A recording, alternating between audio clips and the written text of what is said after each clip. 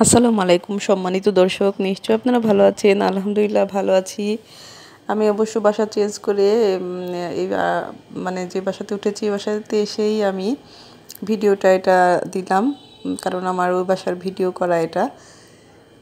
তো আমি এখানে শিম দিয়ে মানে মাছ রান্না করব। তেলাপিয়া মাছ ছিল একটা বড়, তো সেটা বারবিকিউর জন্য রেখেছিলাম। পরে চিন্তা করলাম খেয়ে ফেলি, কারণ বাসা চেঞ্জ করা সব ঝামেলা এখন করব না, রান্না করি। কাঁচামরিচ, পেঁয়াজ, হলুদ, লবণ যা যা লাগে আর কি সব কিছু দিয়ে দিচ্ছি, জিরা বা ধনিয়া গুঁড়ো সব। তো এখানে আমি সব মানে ভাজা ভাজা করে নিচ্ছি, বেরেস্তা বেরেস্তা করে নিচ্ছি। পেঁয়াজ টমেটো দিয়ে দিলাম। আসলে কি টমেটো এত ভালো লাগে আমার, আমি প্লেট ভরে ভরে খাই টমেটো। এই যে এই বাসা চেঞ্জ এই যে কয়েকদিন যে একটু দৌড়াদৌড়ি করলাম, মানে খুব একটা দৌড়াদৌড়িও না বলতে পারেন। প্রথম যখন আমি বাসা থেকে আসছি, আমাদের নিজেদের বাসা, আমার বাপের বাড়ি আর কি, আমার আব্বার বাড়ি।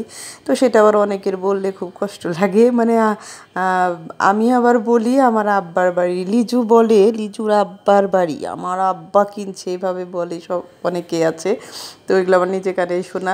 তো আমার আব্বা বাড়ি কিনছে, সেটাকে কি আমি বলবো যে আমার এখন আসলে তাদের উদ্দেশ্যে বাজে কথা মুখে নাই আনলাম যে আমার অমুকের বাড়ি, এগুলো বলবো?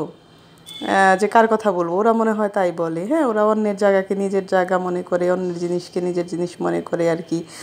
যারা হ্যাঁ অন্যের জিনিস খেয়ে খেয়ে যে অন্যের জায়গা জমি লুটপাট করে, টাকা পয়সা লুটপাট করে যারা খেয়ে নিয়ে থাকে, হ্যাঁ ওদের মতো তো বলতে পারি না যে অমুক। আমার আব্বা কিনছে, তো আব্বারটাই আব্বারই বলতে হবে, স্বামীরটা স্বামীরই বলতে হবে, তাই না?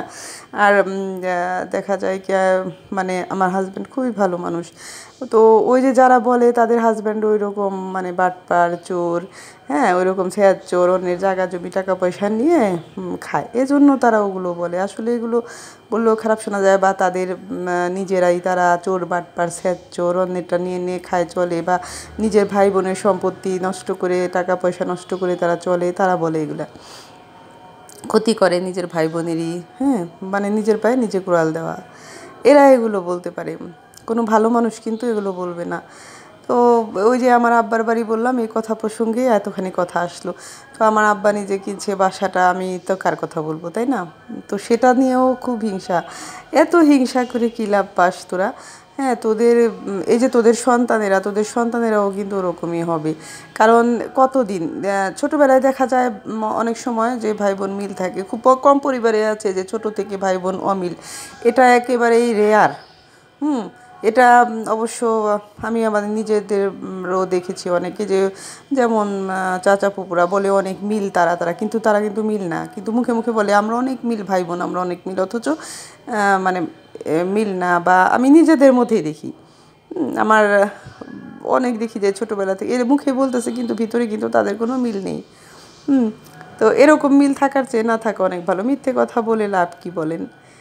এই জন্য মানে আসলে মানুষের এত খারাপ কিছু লোক মানে জন্মগতভাবে এভাবে হয়ে থাকে।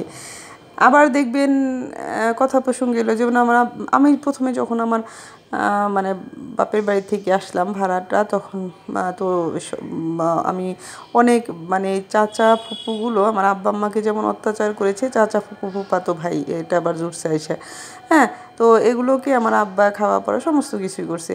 তো এটা তো কিন্তু আমাদের বাসায় আমরাই থাকতে পারছি না, তবে এটা নিয়ে অবশ্যই আমি ব্যবস্থা গ্রহণ করব। আমার শুধু আমারটুকু নিয়ে, আমার ওয়ারিশটুকু নিয়ে, আমার ভাই বোন বা কারো ওয়ারিশ নিয়ে আমি সেটা বলবো না।